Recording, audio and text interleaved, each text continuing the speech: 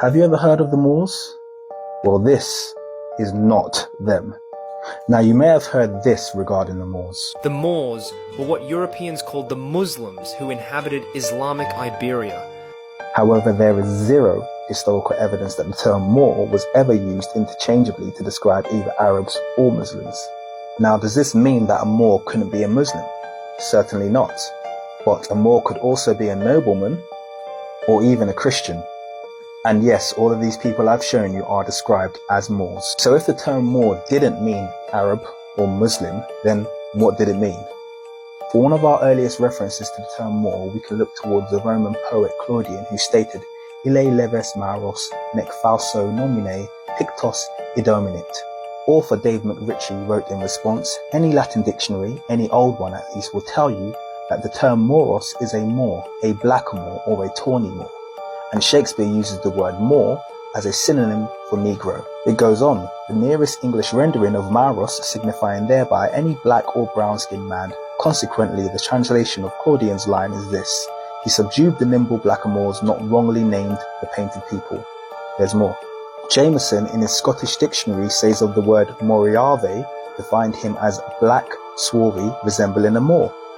The next definition comes from this little 1827 pocket dictionary from Johnson's, and it says, Moor equals a Negro, a marsh, fen or bog, no mention of Arab or Muslim there.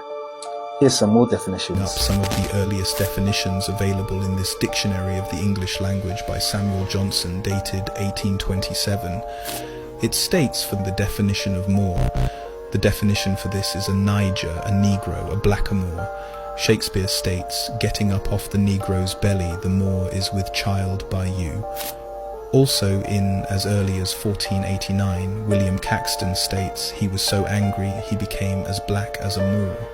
Miranda Kaufmann states that Shakespeare described Othello and Aaron of Titus Andronicus as Moors, but references to Othello's sooty bosom and Aaron's coal-black visage make it clear that both were conceived as being dark-skinned. Henry Peacham's drawing of a staging of Titus Andronicus confirms that Aaron was played as a black man. In fact, you can just take a trip to your local museums to see statues like this, clearly labelled like this. In fact, if we look back at famous Moors through history, such as Saint Maurice, neither Arab nor Muslim, he in fact was Egyptian, that's another rabbit hole to go down.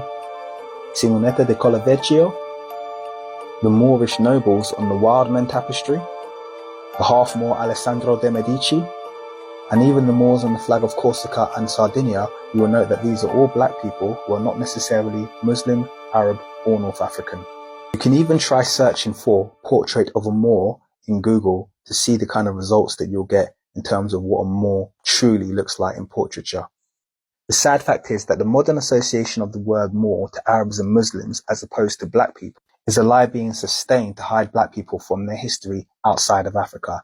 And by the way, that's the King of Morocco, that's a Muslim. Neither are described as Moors.